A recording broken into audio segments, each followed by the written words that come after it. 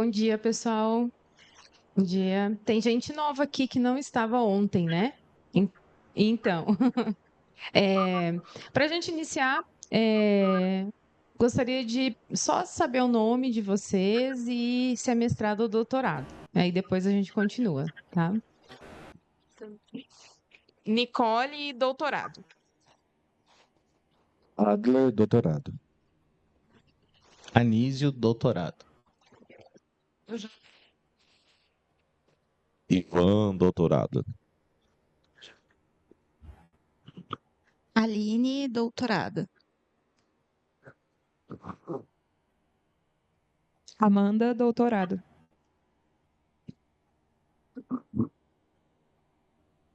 Gabriela, doutorado. Então, sejam todos e todas bem-vindos. Nós vamos continuar nossa programação. E agora nós vamos ter um convidado online. Dando continuidade às nossas atividades de recepção dos ingressantes do Programa de Pós-Graduação em Ensino de Ciências da Universidade Federal do Mato Grosso do Sul, nesse segundo dia de programação, teremos momentos dedicados à reflexão sobre a vida acadêmica do pós-graduando. A organização institucional do programa tem o cuidado com a saúde mental durante a trajetória da sua formação. Para iniciar a nossa programação da manhã, convidamos o professor Rogério Rodrigues, que se faz presente através do Google Meet, né?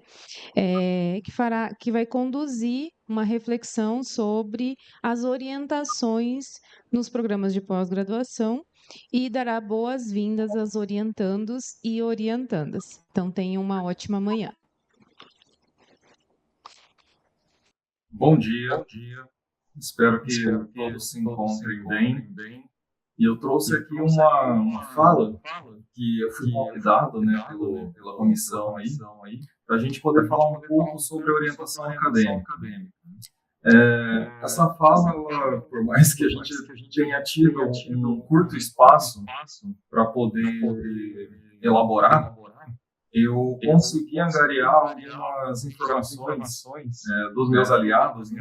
Então fui atrás de alguns professores, alguns alunos que recém terminaram tanto o mestrado quanto o doutorado. Conversei com pessoas que fizeram o percurso formativo aí dentro do ensino de ciências, pessoas que fizeram fora do ensino de ciências, pessoas da minha área, né, que eu sou biólogo, pessoas que são da área fora da biologia, e busquei também alguma literatura que eu já tinha lido há muito tempo, que ela traz algumas reflexões nesse sentido. O mais importante, quando a gente vem discutir sobre isso, a gente entender que esse processo ele se dá com pessoas, né? Então, existe toda uma diversidade aí que a gente confronta dentro da nossa sociedade, e essa diversidade ela é inerente a esse processo que a gente conduz aí na orientação acadêmica, assim como funciona dentro do processo educativo, né? Mas o processo educativo ele tinha outras nuances. Quando a gente fala de ensino formal, seja para o ensino de graduação ou lá no ensino básico, porque o processo de orientação acadêmica ele é feito praticamente par a par. Então, aparecem outras camadas que a gente precisa discutir, né? A gente tem que entender que é um processo que muitas vezes acontece num contexto intergeracional e a sociedade ela vai mudando, os contextos vão mudando e tanto para os professores quanto para os alunos a gente defronta com algumas complexidades. Mas nada que não seja possível da gente chegar a objetivos que sejam interessantes, tanto do ponto de vista da formação do cientista, quanto também do trabalho acadêmico. E ele, por si só, já é bem complexo. Então, vamos lá. Para essa conversa, eu trago 2 livros. E, assim, como eu já disse para vocês, eu sou biólogo, né? Sou professor aqui da UAM, atuo aí no programa de ensino de ciências na linha de educação ambiental. E eu trago para vocês livros que, no meio ali da biologia, são livros bem famosos, vamos dizer assim. Eles não são reflexões profundas sobre o processo de orientação, de vida acadêmica. São livros mais de divulgação destinada a estudante, mas a gente encontra ali muitas coisas que tem valia, sobretudo para quem está começando não só a jornada acadêmica, mas para quem está começando, os professores mais jovens que estão começando também esse processo de orientação. Então eu deixo a dica aqui dos livros do professor do Gilson Volpato, que ele é um escritor famoso aí na área de redação científica, metodologia de pesquisa, e do Marco Mello. Ele traz esse livro que é fruto de um trabalho de anos, que ele tem um blog com esse mesmo nome. Ele trata das nuances do nosso trabalho acadêmico. Outra coisa que eu acho que eu tenho que já falar antes de dar início aí às reflexões é que estou deixando claro assim que algumas coisas, claro, são impressões pessoais, algumas coisas eu trago da literatura, alguma coisa eu consultei colegas. Então a gente tem que pensar que dentro desse processo ele é muito particular. Cada professor trabalha de uma forma, cada aluno é um universo completamente diferente. Então eu chamo atenção para isso porque não é uma palestra que vai mudar a sua relação com o seu orientador, e muito pelo contrário, não deve esperar que isso vá trazer algum tipo de gatilho e um mal-entendido, né? São apenas reflexões que eu trago aqui, bem gerais, mas que podem ser úteis, né? E é um assunto que ele, assim, pelo menos na época que eu fui estudante de pós-graduação, era uma coisa que não era debatida, né? A gente tinha um sistema que a gente literalmente entrava, trabalhava e saía. E hoje está tudo muito diferente. Vamos começar, então. Eu pedi para alguns professores que orientam na pós-graduação. Como eu disse, está todo mundo anônimo aqui, mas eu já disse para vocês, de diferentes áreas, diferentes programas. E aí eu fiz uma pergunta bem simples. Eu falei para eles, qual que é o papel do orientador na pós-graduação? E aí, vamos passar aqui rapidamente para as respostas, e depois eu também tenho o depoimento dos discentes, né? Então, vamos lá. Essa professora aí de 27 anos de docência superior, né? Estou colocando aqui os anos de experiência, não a idade, para a gente, literalmente, ter esse recorte, né? Então, no geral, pessoas que têm uma certa experiência no ensino superior. Essa primeira diz que ele tem um papel fundamental na transformação de ideias iniciais dos estudantes para perguntas científicas consistentes, factíveis, e esse processo ele tem que acontecer sem comprometer a autonomia do aluno, oferecendo orientação para diminuir contratempos, para fazer uma trajetória que ela seja mais exitosa, né? E também oferecer princípios éticos, que também muitas vezes elas não são debatidas em disciplinas, elas podem estar meio soltas por aí, né? Sempre com diálogo aberto, desde o início, os compromissos de ambas as partes, alinhar expectativas e favorecer uma relação de orientação produtiva. Segundo depoimento, uma professora que tem 26 anos na docência superior. Ela diz que o professor ali, o orientador, ele já não é mais um professor, mas ele vai ser um guia, que vai orientar os caminhos, lapidar ideias. Nessa fase, espera-se que o aluno já tenha desenvolvido habilidades cognitivas, socioemocionais, que conduzem à execução da tese, né?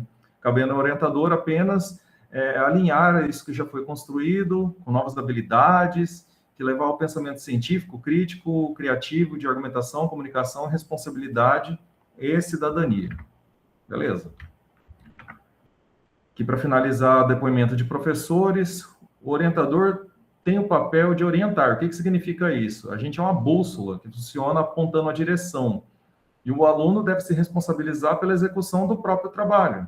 Lembrando que, ao mesmo tempo, o orientador ele tem outras tarefas na universidade, como pesquisa, publicação, gestão, administração, captação de recurso, entre outras atribuições, né? Professora, 7 anos de docência. Aí aqui é um professor de 30 anos de docência. O professor orientador nas pesquisas de ensino, ciência e educação ambiental, agora que ela foi mais específico, né? Ela atua como formadora intelectual e científica, orientando a construção teórica, metodológica e ética do estudo, garantindo rigor acadêmico e contribuindo para a formação de pesquisadores críticos e comprometidos, com as questões socioambientais. A última professora, ela diz que o orientador não pode se prender na função burocrática, ele tem que marcar ser orientado de diversas formas. Ele tem que ser uma pessoa diferente, porque ele vai contribuir ultrapassando, ele contribui quando ele ultrapassa essa função. Além de mentor intelectual, ele é um formador humano, incentiva a autonomia, exercita confiança em sua própria capacidade científica, preocupação com a formação do cientista como um todo, né? Uma professora aqui mais experiente. Agora vamos ver o que os discentes, né, falaram. Selecionei aqui discentes que recém terminaram o mestrado e o doutorado, né, para a gente ter uma ideia aí do que eles vão dizer, né? Uma pessoa, e não só orientados meus, eu fui atrás de orientados de outros colegas, entrevistei até uma pessoa hoje na academia lá que malha comigo, ela faz um programa na área de exatas, então tá bem diverso aqui o negócio. Primeiro, os orientadores me ajudaram a entender melhor o processo, senso crítico, ter ideias mais relevantes, tomar decisões, ajuda muito a ter um alinhamento mínimo de afinidades, né, aqui na visão dela. O segundo, situar o meu papel de pesquisador, mas também de pesquisador dentro de uma linha. Ao mesmo tempo que a minha orientadora me guiava, ela não me dava nada pronto. Assim, fui me envolvendo com o tema e fiz uma descoberta científica muito interessante. Sem a orientação dela, eu não conseguiria chegar a um escopo de pesquisa bem fechado na minha pesquisa. Outra pessoa aqui, além de toda a questão que engloba a orientação no desenvolvimento da pesquisa, creio que um fator importante, principalmente no mestrado, seria uma troca de ideias sobre a escolha de uma determinada pós-graduação. Pode influenciar no decorrer da minha carreira no futuro. Às vezes saímos da graduação e logo queremos entrar na pós, o estudante ainda não tem essa percepção, então uma orientação sobre isso seria importante. Agora, os últimos depoimentos sobre os discentes, que os discentes fizeram, né, para mim. O orientador não pode ocupar o lugar de pai e mãe, como muitas vezes se imagina. A relação de orientação deve ser, antes de tudo, uma relação formativa. O papel do orientador é orientar e acompanhar o processo e não realizar o percurso por ele orientando. A autonomia é um elemento essencial nesse processo. Quando ela não se desenvolve, os papéis podem se confundir, gerando expectativas equivocadas e sobrecarga para um dos lados. Esse é um recém-doutor. Direcionamento científico, auxiliar na delimitação do tema, aprimorar a metodologia, de uma forma geral, na área do conhecimento. É o orientador que vai analisar detalhadamente o trabalho e essa avaliação crítica que nos prepara para cada uma das etapas. Uma recém-doutora. Um recém-mestre. É essencial abrir diálogos, reflexões, orientação, vem nos capitanear o que queremos e os possíveis acertos e erros que a gente vai procedendo no decorrer do estudo. Vejo que consegui me fortificar e sair bem diferente como pesquisador e acadêmico depois desse processo. Foi bem importante para mim. O que eu pude avaliar aqui numa análise, quase que uma análise à velocidade da luz, né? Porque tinha depoimento chegando até agora de manhã. E se a gente olhar no geral, pelo menos a percepção que eu tive, né? Não sei o que vocês têm, depois a gente vai abrir para perguntas e vocês podem dizer. A gente olha assim que, sei lá, a gente vê pelo depoimento de alguns docentes ou discentes, quando o aluno reclama de professor, o professor reclama de aluno, como se existisse ali uma espécie de luta de classes. Mas se a gente olha assim, na real, quando eu soltei ali, ó, o pessoal mandou áudio, conversou, o que a gente vê é que tem um alinhamento sobre os objetivos, né? Parece que está bem claro para esse grupo que eu entrevistei, que é bem diverso, vamos dizer assim, ele, do papel do orientador, como um guia, né? E pensando sempre na autonomia do discente, e o discente pensando que é justamente isso que faz a diferença na formação mesmo, deles poderem se fortalecer, deles poderem serem mais autônomos. Tem até uma discente que me disse que o professor não pode pensar pelo aluno, né? Cabe a gente essa tarefa de exercer o trabalho, né? Então, vamos continuar. Primeiro, vamos falar sobre a formação de cientista. Vocês estão aí fazendo mestrado, doutorado?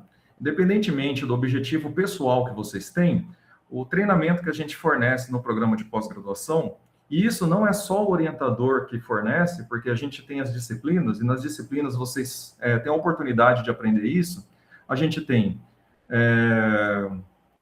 uma discussão, uma reflexão profunda sobre referencial teórico, da linha, da tese, enfim, da área de concentração. Vocês treinam habilidades práticas, aí mais ou menos cada um na sua área. Comunicação, escrita e oral, porque vocês apresentam seminário, vocês apresentam trabalhos manuscritos, revisão e exploração de informações. Nós somos praticamente mineradores do conhecimento, né? A gente tem todo esse conhecimento que foi revelado antes da nossa chegada aqui no planeta Terra, e a gente trabalha com isso para produzir novos conhecimentos, processamento de dados, sejam eles quantitativos, qualitativos. Então, vê que a formação de cientista ela é algo complexo. E nós, quando saímos da pós-graduação, não que a gente vai ser expert em todas essas áreas, mas a gente sai com conhecimento suficiente para a gente poder desempenhar a função de cientista. Ok. Mas aí, quando a gente chega na universidade, a gente lida com uma outra realidade. A gente tem que fazer ensino, pesquisa, extensão, gestão administrativa e orientação. Veja bem, ensino. Quem teve a sorte, como eu e alguns de vocês, de fazer licenciatura, a gente sai com uma noçãozinha de ensino. Mas o ensino para quê? Para o ensino básico. No mestrado e doutorado, a gente não aprende a dar aula. A gente não estuda métodos para docência no ensino superior. E imagina quem vem do bacharel, né? Pesquisa, sim, para isso a gente é formado, mestrado, doutorado, está tudo certo. Extensão. Hoje, a graduação, ela coloca uma carga horária de extensão que o aluno ele sai sabendo, sim, sobre extensão. Eu costumo dizer para os meus alunos que eles estão saindo da universidade sabendo mais de extensão do que eu quando eu saí da minha graduação. Então, está tudo bem também. E aí a gente tem a gestão administrativa. Zero, a gente não estuda isso na nossa formação científica, muito menos na graduação. E tem a orientação. A orientação, além das dificuldades, da complexidade que eu já falei para vocês, não vem uma cartilha, não tem manual, ninguém nos ensina.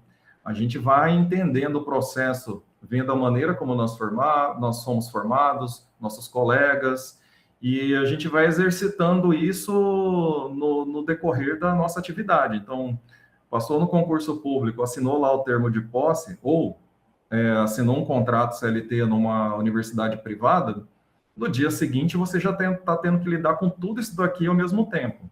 Então, é bem complexo.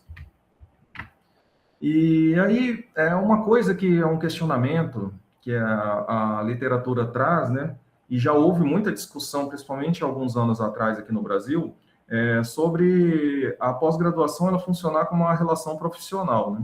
Se a gente olhar, a gente tem ali ela é um indutor da construção da carreira de vocês. A gente tem vários artigos que mostram que a atuação de um professor universitário está muito ligado àquilo que ele faz no doutorado, né? Então, a tendência é que os alunos mais produtivos sejam professores mais produtivos, e, enfim, entre várias outras correlações.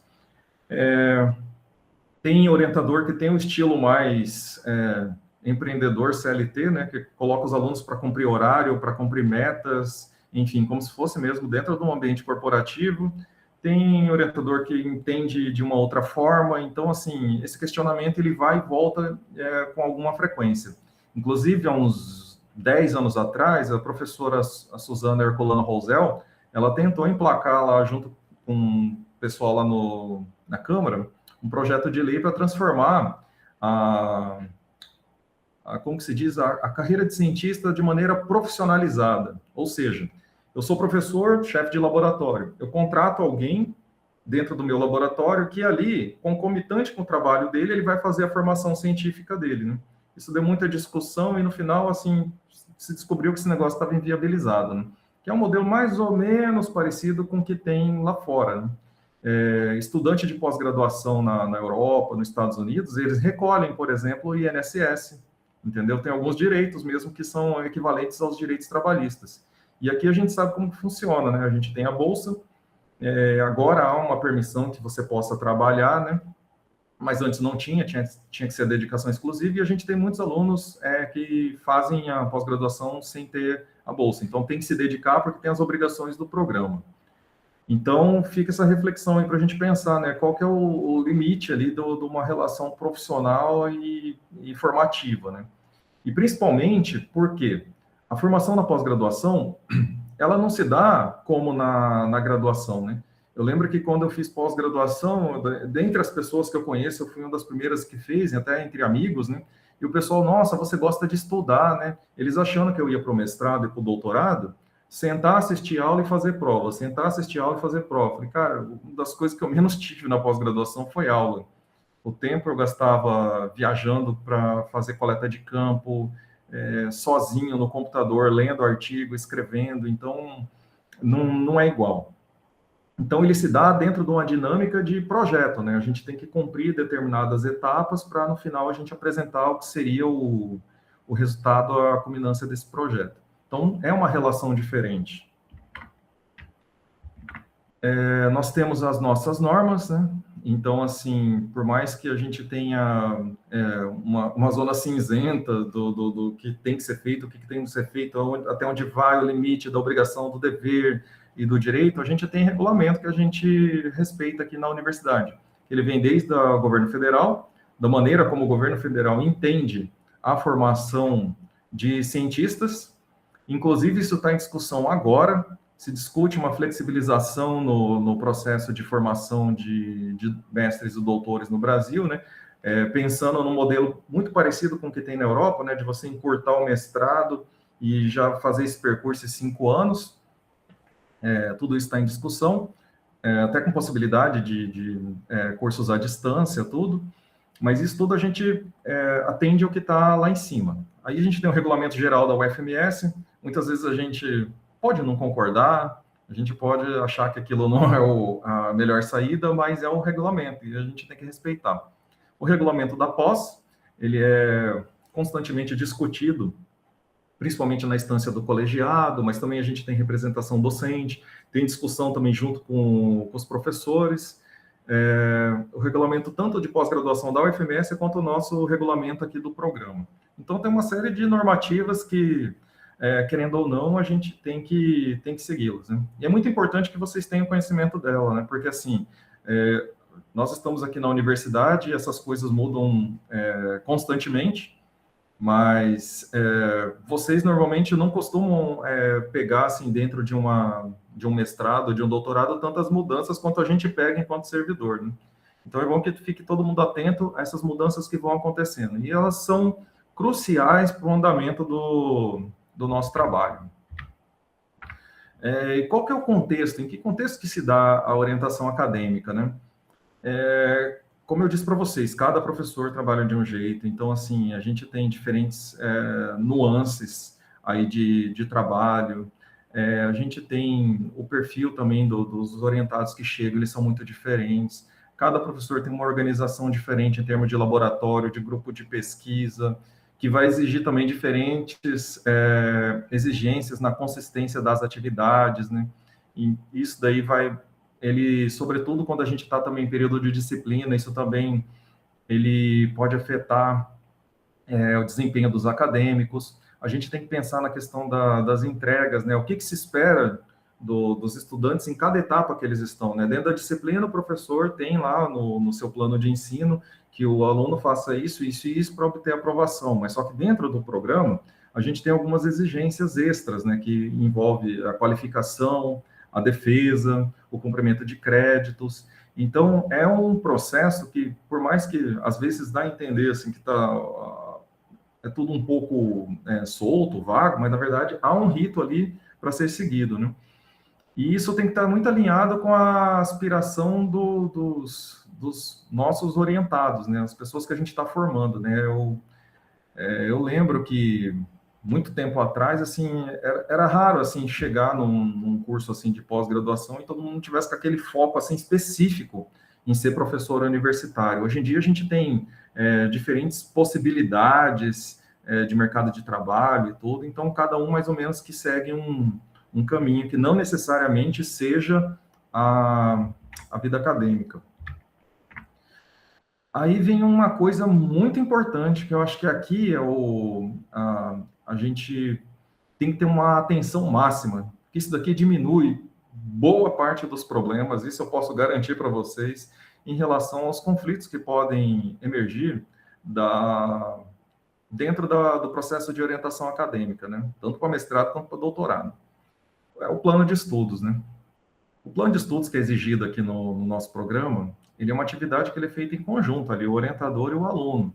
ali vocês vão definir metas, ou até aqui você tem que terminar tal disciplina, até aqui você tem que fazer tal coisa. Para quê? Para que a gente chegue ali no final sem maiores problemas para nenhuma das partes, né? Mas acredito eu que o maior problema acaba sendo, ele vai decorrer para os alunos, né? Porque não cumprir um prazo, ou mesmo atrasar uma defesa, ou mesmo ter que parar o curso, tudo isso é um prejuízo muito grande para o aluno. Por mais que o aluno às vezes pode pensar que, meu professor está decepcionado comigo, não consegui entregar as coisas. Para a gente tudo isso faz parte, porque acontece. As coisas podem acontecer. Mestrado, então, é tão rápido que tudo pode acontecer em 2 anos.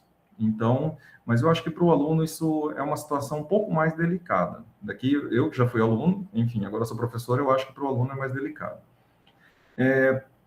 Coloquei ali, procrastinar eleva a tensão. E eleva mesmo, porque assim, é uma dinâmica muito complexa, fazer tudo que vocês têm que fazer, que a gente precisa fazer, e o tempo, ele não volta atrás. Então, assim, se a gente está aqui, tinha que cumprir XYZ no T1, a gente foi para o T2 e não fez, a gente vai acumular atividades. E aí, fazer coisas tão complexas em pouco tempo, isso vai elevar a tensão e vai tornar tudo muito difícil. Então, a organização, ela é muito importante. E a gente tem que pensar como que essas demandas na pós-graduação, elas são temporárias. Muitas vezes vai ter um acúmulo mesmo de atividades, pode aparecer um evento no meio do caminho, a gente tem que mandar resumo, prazos de artigo, pode acontecer 1 milhão de coisas. Mas tudo isso é temporário, né? A gente tem que lembrar que o mestrado ele vai durar ali em torno de 2 anos, o doutorado em torno de 4 anos, e que se a gente colocar ali organização, a gente consegue, né? É claro que tem a vida pessoal, tem ocorrências que podem vir nesse meio tempo, tudo isso a gente está muito ciente, a gente sabe o que acontece. Eu já tive orientações muito complexas que na vida dos meus alunos aconteceram de tudo que vocês podem imaginar, mas assim, quando eu falo tudo, eu estou falando tudo mesmo. E no final as pessoas conseguem terminar, conseguem fazer seus artigos. A questão é uma tarefa por vez. Tem que fazer, vai lá e faz, tem que fazer a outra, vai lá e faz. Deixar para depois, ainda mais num cenário que muitos de vocês trabalham, vai ser complicado. Definir os limites, isso daí é muito importante. Cada um conhece as suas capacidades, as suas habilidades, né? Eu tenho uma aluna que ela chegou para mim e falou, professor, já vou te falar, era uma aluna de doutorado. Eu tenho muita dificuldade com a escrita, o senhor vai ter que ter muita paciência comigo. Ela ter reconhecido isso, a gente ter conversado, facilitou tantas coisas que teve artigo nosso que foi aceito na primeira revisão, em revista A. Assim, então, é bom assim, a gente poder fazer esse exercício, né? E aí, por mais que a gente diga que tem obrigações, metas, prazos e tudo isso, a gente tem que pensar também na vida além da pós-graduação, né? Eu falo que as demandas elas são temporárias, mas eu também não estou pedindo para que vocês pausem a vida social de vocês e vai viver só da universidade. Isso não é saudável e uma hora o corpo cobra, a mente cobra. E eu vi que à tarde vai ter uma palestra aqui com um psicólogo, né? Ele vai poder falar isso com mais propriedade. Eu sou um mero biólogo aqui, mas o que eu digo é que isso é importante. Eu, em parte, sacrifiquei um pouco a minha vida social durante toda a pós-graduação e, assim, eu não acho que deveria ter sido dessa forma. Mas, enfim, aqui ficou alerta, né? Como eu disse, na época a gente nem conversava sobre isso. Uma outra coisa é a questão do projeto, né? É uma coisa que, com uma certa frequência, ela causa algum tipo de conflito, né? Porque quando a gente entra dentro do processo de orientação, há um envolvimento e que faz com que a gente crie uma situação no qual o orientador e o orientado, eles vão levando as coisas para outro plano. O que eu quero dizer com isso? O projeto é do aluno. Tá certo, é o aluno que vai desenvolver, ele tem que conduzir, ele tem que fazer tudo. Mas qual que é o limite de propriedade desse projeto para o discente? E a mesma coisa, qual que é o limite de propriedade do projeto do professor? No caso, se é o aluno que está desenvolvendo. Isso pode gerar uma série de atritos. Por que eu coloquei isso aqui? Porque, a gente vê as coisas e acha que está tudo pronto e acabado e que está tudo certo. A gente não precisa ter algumas conversas, né? Mas só que eu fui surpreendido, inclusive com uma aluna aí do programa, que ela simplesmente terminou o doutorado e saiu publicando, assim, sem o meu nome, em tudo quanto é revista, até em revista predatória. Eu achei aquilo bem esquisito, mas beleza, já publicou, só avisei para ela, falou, não faça assim, que isso daí é complicado, tem a questão da ética, né? Porque a gente chega lá no momento que pode ser que o trabalho ele tenha tanta influência do orientador que não tem como você argumentar que aquele projeto é 100% seu, né? Olha o que falaram aí os discentes, né? Falando que eles não chegariam naquele resultado se não fosse a influência do professor e do orientador, né? Então, tem que pensar muito bem nisso, que você está trabalhando junto com o seu orientador. Ah, mas meu orientador nem fala comigo, enfim, tem N situações. Mas, normalmente, se você está trabalhando junto com o seu orientador, as questões relacionadas ao projeto têm que ser tratadas com o seu orientador. Então, veja lá, muitas vezes o estudante teve a ideia original, elaborou as hipóteses, mas tem que pensar se isso não teve uma grande influência do seu orientador, a estruturação do método, orientação e coordenação do grupo que realizou o trabalho. Muitas vezes tem dissertação e tese que é dentro de um grupo de pesquisa ou dentro de um projeto aprovado. Então, aquilo não é de propriedade do aluno. Eu já recebi algumas surpresas que eu estou lá, de repente, assim, vou abrir minha caixa de e-mail, seu artigo foi submetido. Eu olho, mas como assim, né? Eu não submeti nenhum trabalho. Eu fui, fulano, você submeteu o trabalho lá, a gente nem terminou de revisar, tá com erro de português, e o cara tinha submetido. Então, tem que pensar nessas coisas, né? Sugestões enfáticas que contribuíram significativamente. Não é raro, já aconteceu, de, por exemplo, a gente sair de banca de avaliação, e assim, a influência da banca é tão grande, que aí o orientador e o aluno falam, vamos chamar esse cara aí para publicar junto com a gente, porque ele influenciou tanto o trabalho, que o trabalho deu um outro rumo. Então, veja, até a banca, às vezes, pode vir a colaborar e ser requisitado para uma coautoria, né? Pessoas que resolvem problemas fundamentais do trabalho, às vezes tem aquele nó que ninguém desata e a pessoa consegue. Tem que se perguntar, esses dados, eles também estão sob o jugo de outros colaboradores? Ele é um ramo do projeto do meu orientador? Já aconteceu, e eu também fiquei bem surpreso, de uma aluna ela entrar aí no processo seletivo do programa, ela copiou um projeto meu antigo, que eu tinha submetido para uma outra agência, ela catou aquele projeto e colocou, meu projeto de doutorado é esse. A hora que eu olhei, falei, mas eu conheço essas coisas, eu conheço essas frases, eu conheço esses devaneios, essa poesia que eu coloco na escrita. Não, porque o texto era meu mesmo. Então, tem que pensar nessa questão da colaboração intelectual. Isso, querendo ou não, gera conflito também. Que mais? A gente tem, como eu falei, a gente cria o nosso processo aí de orientação, ele é feito em conjunto. Então, por exemplo, eu, ano passado, dei a disciplina de metodologia de pesquisa, que normalmente são alunos do mestrado, né? Então, a gente conversa, a gente reflete, a gente fala sobre o projeto. Então, tem vários professores que vão aí ao longo do caminho auxiliar vocês com referencial, eles vão te ensinar alguma coisa na disciplina, vai ensinar técnica, vai te ajudar a construir a tese, vai dar dicas para a sua carreira, enfim, tem os orientadores que trabalham mais perto, o colegiado e a coordenação de curso, às vezes, fazem algum tipo de mediação quando necessário. Então, é um contexto, assim, que por mais que você esteja com orientador, tem várias outras pessoas que estão ao seu redor que também são importantes, mas a última palavra é entre vocês. Vocês é que decidem tudo, vocês é que vão guiar aí todos os passos da condução desse projeto. E uma reflexão que os livros trazem, né, que como que é essa relação docente-discente na orientação acadêmica, né? Alguns encaram de uma maneira muito mais, assim, rígida, outros tratam, assim, de uma maneira mais solta. Isso depende muito do perfil profissional, tanto do professor quanto do aluno. Tem aluno que ele vai num tempo mais lento, e tem professor que é mais acelerado, pode acontecer o inverso também, mas é muito importante que a gente trabalhe com muita transparência, né, e aí colocando já dentro desse contexto de autocrítica e responsabilidade, né, qual que é a responsabilidade de cada um.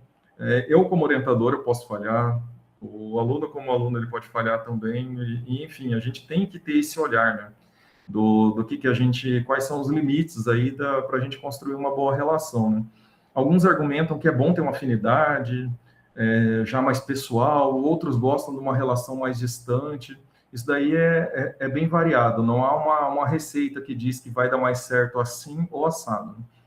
E aí, como eu disse para você, a gente não tem um manual de orientação acadêmica. O que a gente vê é muito mais baseado assim nas nossas vivências, né? É algo muito mais empírico do que vocês podem imaginar. E com o tempo vocês vão percebendo isso também. Uma coisa que também é muito importante é a abertura para o aprendizado. Eu aprendi muito mais na minha vida acadêmica com as críticas relacionadas ao trabalho, né? A gente não, em nenhum momento aqui estamos falando de críticas pessoais, mas estamos falando de críticas em relação ao trabalho, né? Do que aqueles que falaram, ó, tá tudo bem, vai lá, tá tudo certo, né? Então, eu acho que a gente tem o papel da crítica dentro da academia, quando a crítica é bem conduzida, bem feita e bem intencionada, ela tem que ser levada em consideração. E a gente vê isso muitas vezes, né? Quando a gente está avaliando uma qualificação para uma defesa, e aí a gente vê que o aluno, às vezes, ele dá aquele salto quântico, assim, de uma qualificação para uma defesa, porque ele soube compreender as críticas. E saber compreender as críticas não quer dizer simplesmente falar, não, tudo que falaram sobre o meu trabalho está certo e eu estou errado. É saber absorver, é saber interagir com essas ideias que vêm de diferentes pessoas, que não acompanharam o trabalho, que muitas vezes elas não são expert ali no seu assunto, mas elas podem te chamar a atenção, e essa transformação a gente vê. Então, assim, venham com essa abertura, com esse espírito de aprendizado, que vocês não vão se arrepender, vocês vão se tornar pesquisadores muito melhores. E isso vale também para quando vocês já foram pesquisador, né? Muitas vezes, recentemente, recebemos uma avaliação de um artigo, e aí a aluna me mandou um e-mail desesperada, ai meu Deus, isso não vai dar certo, olha o que eles falaram do trabalho. Eu falei, tá, eu vou ler e depois eu te falo. Aí eu li a avaliação inteira lá, aí eu chamei ela para uma reunião, falei, você não tem ideia, as críticas que esse cara fez vai levar o nosso trabalho para outro patamar, faz tudo do que ele falou, fizemos, o artigo voltou e foi aceito. Então, essa percepção da crítica, muitas vezes, assim, pode ser que venha de uma formação que não seja muito acostumada com discussão científica e tudo, mas a crítica, assim, ela pode nos levar para algo bem melhor, para trabalhos bem melhores, mais relevantes, que vão ter uma melhor circulação no meio. E a ciência, ela é feita assim, a ciência ela é uma atividade colaborativa e ela é conduzida pelos pares. Então, são os pares que, são nós todos que vamos conduzindo os avanços da ciência. Sempre há algo novo para aprender, a gente tem o que vai nos diferir, a cultura científica das outras culturas que a sociedade, a humanidade criou, é que a gente tem o uso do método científico e a avaliação pelos pares. Então, uma coisa ela não vai ficar sem a outra. E são essas duas que nos levam a todas essas descobertas que a gente tem aí da nossa modernidade, né? Então, se hoje a gente tem descobertas que são muito relevantes, coisas que mudam assim a nossa concepção de mundo, tecnologias, tudo, é construído dessa forma. Então, muitas vezes quando a crítica chegar, e a crítica ela é bem conduzida, bem feita, vamos olhar isso com carinho, que isso aí pode ser uma oportunidade de aprendizado, e nos leva para um aprendizado que vocês não podem imaginar. E conflitos, né? Conflitos existem. Aqui eu até estou falando assim, dentro de um plano, de uma relação ideal, que, enfim, a gente não tenha problemas, mas os problemas acontecem, né? Eles podem ser transitórios, eles podem ser um pouco mais profundos, não vou negar que isso possa acontecer, né? Mas boa parte deles, a gente tem que avaliar, porque assim, por mais que toda história tem dois lados, né? Às vezes não é culpa do orientador, às vezes não é culpa do aluno, a gente tem que avaliar muito bem até que ponto chegam esses conflitos. Por quê? Muitas vezes a gente consegue resolver isso na conversa, né? Uma conversa franca, transparente. Mas é claro, eu sei que isso, às vezes, não é suficiente, a gente pode degringolar aí para uma outra situação. Mas, normalmente, são nas conversas difíceis mesmo que a gente consegue resolver boa parte dos problemas de conflitos de orientação. Mas, conforme a gente já disse, eu disse anteriormente, os depoimentos que vieram, olha, está claro ali o papel do orientador, está claro o papel do discente, tem intercorrências, mas é um processo que ele acontece não só aqui no Brasil, acontece fora, acontece mais ou menos da mesma forma, naquele esquema de aprendiz, né? Quando a gente vê aqueles filmes da Idade Média, vê lá o aprendiz do ferreiro, né? Você tem um ferreiro lá e junto lá com o seu auxiliar, o auxiliar vai aprendendo e depois ele se torna ferreiro também. É mais ou menos assim que acontece. Uma relação de aprendizado e mestre. Convido vocês também a discutir sobre isso, não só aqui nesse momento, mas também conversar com os colegas. A pós-graduação, ela nos dá uma oportunidade de conhecer assim, pessoas que nos marcam, pessoas que vão nos acompanhar. Você vai conhecer muita gente legal, interessante, inteligente. Então, aproveita esse convívio. A gente perde um pouco desse convívio por causa das aulas online, toda a dificuldade que envolve, mas quando chegar aí, toma um cafezinho com seu colega, combina a turma lá de almoçar junto, vocês vão ver o quanto que isso é enriquecedor. E também conversar sobre isso, eu acho que isso daí é importante, é uma coisa que ela é feita também baseada em todas essas experiências pessoais que a gente tem, né? A pós-graduação, ela é um privilégio, porque a gente tem acesso privilegiado ao conhecimento humano. As coisas que vocês estão lendo aí, nem 0,0001% da população mundial lê. Então, assim, é um privilégio muito grande, sobretudo estar numa universidade pública, no qual a gente faz ciência de qualidade, a gente faz ciência aqui com muita determinação, com muita dificuldade. Então, sintam-se privilegiados por estarem aí. E, principalmente, seja grato, né? O processo de orientação, ele é transformador, a gente lida com mundos diferentes, com universos diferentes, e nos traz perspectivas diferentes. Aqui, o que se espera é que, no final desse processo, a gente saia alguém melhor, um ser humano melhor, um pesquisador melhor, um professor melhor, um biólogo melhor, tudo que você pode imaginar. Bem, eu agradeço a atenção de vocês. Deixo aberto aí para a gente poder conversar sobre isso, né? E qualquer coisa, o meu contato é esse. Estou aqui em Aquidauana, queria estar junto de vocês. Vamos ver se no seminário do segundo semestre eu apareço por aí. Obrigado.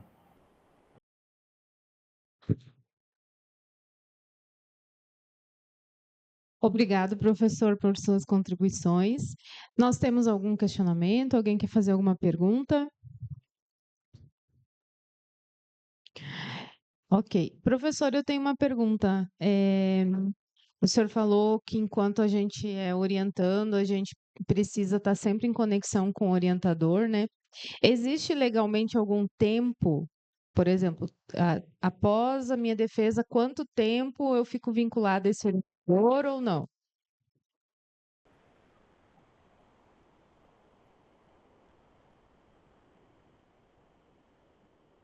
Aê.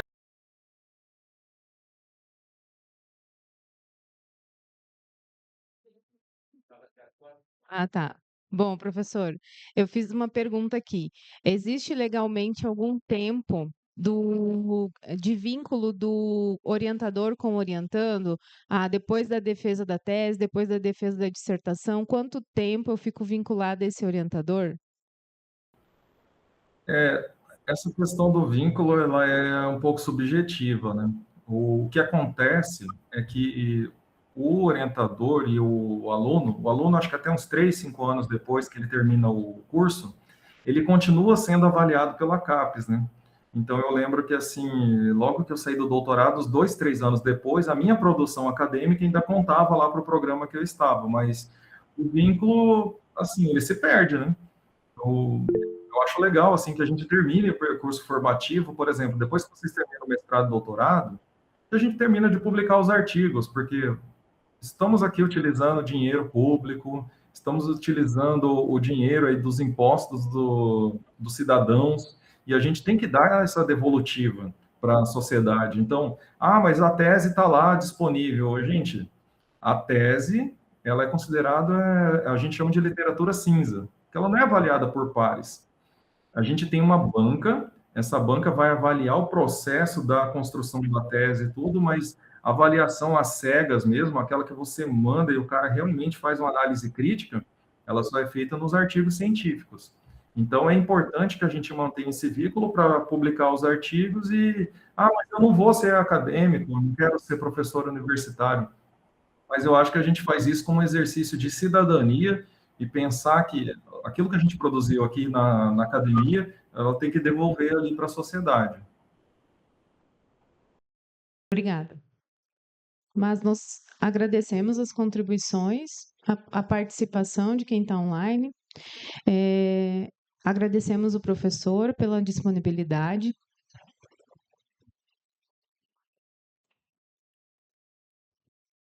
Professores que estão online, continuem online, por favor, para fazer o nosso segundo momento, que é a apresentação dos orientadores.